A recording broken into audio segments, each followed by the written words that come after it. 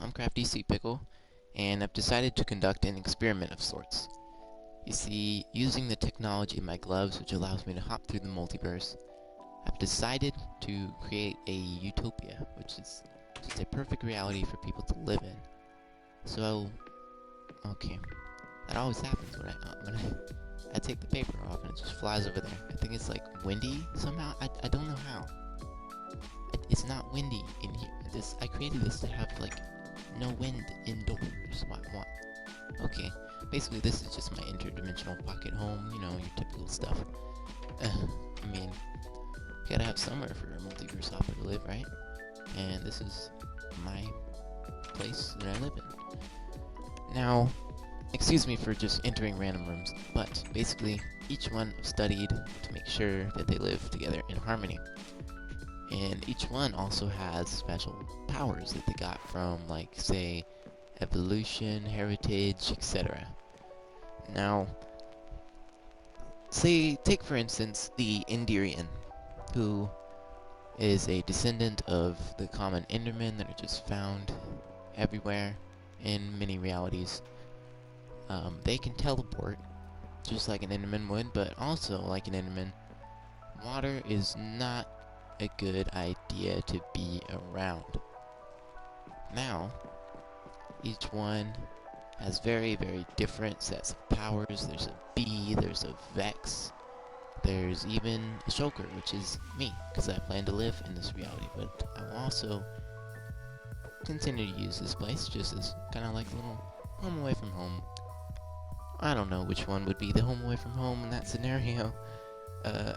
This is my first time recording these logs because I've never really tried to document my multiverse travels, but I've decided to right now, so yeah. Now, the planet I chose is mostly uninhabited, only life forms just being common, simple animals like sheep or chickens, and I think that they'll enjoy it. There's a lot of interesting, like, terrain there, and it looks pretty cool, I do say so myself. Now, the invitations, this one, well, first of all, there's only one in my hand, but they'll duplicate as soon as I send them, which I need this to send them. Now, before I do it, I just want to explain the invitations and what they do. Now, the invitations will appear as if by magic right in front of them. And they'll be like, what's this? And then they pick it up, and they read it.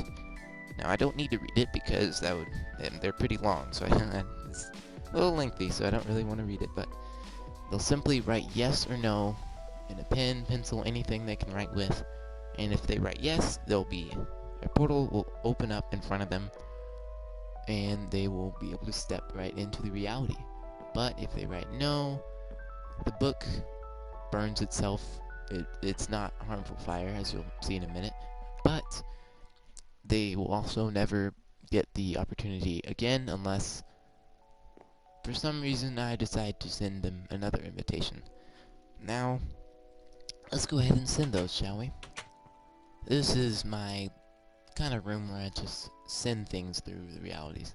Now that right there is the same sort of tech that's in my gloves down there, and this basically sends things throughout the multiverse. It can like just warp the fabric of the universe, so let's get ready to send the invitations. Alright, they've been sent. They're gone now. Alright, hopefully they say yes. Now, if you'll excuse me, I have to go get ready for my grand opening of the Utopia. So, this is the end of the first log. I'm calling it log 0 because there's supposed to be daily logs in each day spent on the reality. That's what daily means now. Okay. This will be the end of log 0, and I'm not gonna probably release all of the just boring everyday logs. Like, this day I went to the supermarket and bought some bread. I'm not gonna do that, only when notable development happens, which there's going to be a lot of. So, I'm off to go start that, But actually, why did I go outside? We're not starting it until tomorrow. Okay. Well, see you guys. This is CraftySeaPickle, and this is day 2 of my project. So far, the residents have gotten along pretty well, I'd say. The bee has already made a nice honey shop over here. It's very, very nice for something that was only built in one day, surprisingly. I made my house over here, and got my friend over here, Doggy, that I found. He seems partial to that wall. Oh, hello. Okay. And then, this is actually how we got here. This little portal. The portal's actually different from everybody, I think, because the Vex told me his looked like a ship, but mine, like, he was talking about his, like, high-tech Vex ships. That was, like, I saw my flying in ships, like, but they were high-tech in ships. They weren't like the common ones you see with the Elytra. These were like just pure, like, futuristic looking ones, and they look really cool, and I've always wanted to ride one ever since I was a kid, and I finally got to, which was pretty cool. And they basically are capable of interdimensional travel, just like what my gloves are. Now, the Vex has made a nice house over there. I was just lost in thought for a minute. The Vex is over there, and I think the Indirian is somewhere over there, I believe. I might be mistaken. And then over here, the Elytrian has already made a nice house. And now over there, the raccoon is starting to make a house. I don't know what it's going to turn out to be yet. I can have some guess of probably a giant trash can, but alright. He'll do that, I guess. Now, that reminds me, someone else who I told to do something. That was a bad segue, I'm sorry. No. Now, I detected an anomaly of sorts over there shortly after we landed. I didn't say anything about it yesterday, but earlier today I decided to ask the Vexian whether or not if he could go and see it, to see whether I could trust him or not. Now, I asked him to check it out when he can, and I'll update you when he does, and if so, what it is. But this concludes day 2's log. Number 5, my little experiment, and the days are starting to blend together, which is for the most part a good thing, because each day is very good and enjoyable for most of the people I've talked to. Now the Vex, for the most part, he has not checked out the anomaly that I told him to yesterday. Not yesterday, that's... see, what... You hear what I'm trying to say about each day blending together? Also, I literally cannot talk today. I've been talking to a lot of people here. They're all pretty much asleep right now. But that music shop I made, just for people to collect music, because I've been collecting music discs on my travels. And I decided to start selling some of them. And then also, you may notice this giant like structure right here. Now, this is going to be the Coliseum, the grand battle arena where people would duke it out amongst themselves and see who is the strongest person. Now, I created this just to be like the only place where people should fight, as I really don't want them just fighting over there just in the streets, or like it doesn't, it goes against what I'm wanting for this world. Like, I'm wanting it to be like this utopia and stuff. So I think creating a battle arena to confine the, like, all the anger and stuff to like one place, I think was a pretty good idea. And this will be okay. This will be done pretty soon, I hope, but it is taking a lot of resources, a lot more than I would have expected. But I'm hoping to get that done pretty soon. And you may have seen some of the dangerous creatures that live on this planet, this reality. They're not that dangerous. They're easily accessible to defeat. Accessible. I mean, okay, no. This reality is getting to my brain a little bit. It's like my brain's getting a little fuzzy. I just need to go to sleep.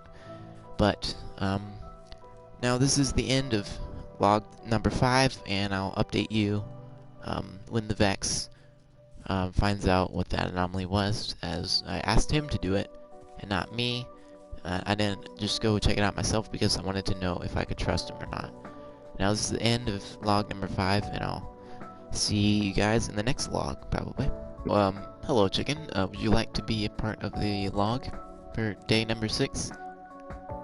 No? Alright, well, it's day 6, as I've told that chicken, and I think something's off, because I asked the Vex to go check out the anomaly. He did, and he just, when I asked him what it was, shortly after he said he did it, he kind of just shrugged it off, like trying to change the subject. Like I said, like, what was the anomaly? And then he said, it's nothing important. And then, like, changed the subject. Which I thought was a little weird to me. I think he's definitely hiding something. I've been in enough realities to know when something is off. Now, he might just be like someone who doesn't trust that well, but I think there's more to it, because when he first got to the world, he seemed pretty chill with everybody, but he seems a bit off now, and I think that is the reason why. Now I'm gonna go ask him about it, but if I just straight up ask him again, like, he'll probably just do the same thing, just shrug it off. So I think what we're gonna have to do is implement a better strategy to get to the bottom of what that was. Now, this was the end of day 6, and I'll catch you guys in the next log if something important happens. But goodbye. Number 8 of the Utopian project, and I think I've just noticed something huge, and if I don't fix this, it's probably going to collapse the entire reality, and I don't know what would happen to anybody in it, but I'm not ready to find out. And I think that I should definitely try to fix this as soon as I can, but I have never dealt with something but like this big before, this massive. Like, it's such a big problem. It'll be a pain in my side for sure. Definitely be a thorn in my leg, or whatever the expression is. I've been to too many realities and stressing too much over this issue. But basically, when you take things out of their reality, they don't tend to react well. They don't tend to, like, blend together with the new one that much, which was an oversight of mine, I'll admit that. And I don't know what to do, guys. If no logs continue to come out after this one, if I don't record any more logs, then, well, that was probably the end of this project. But I think that something can be done about this problem, and I will try to fix that as soon as I can. Okay, no, it's spreading. I gotta go.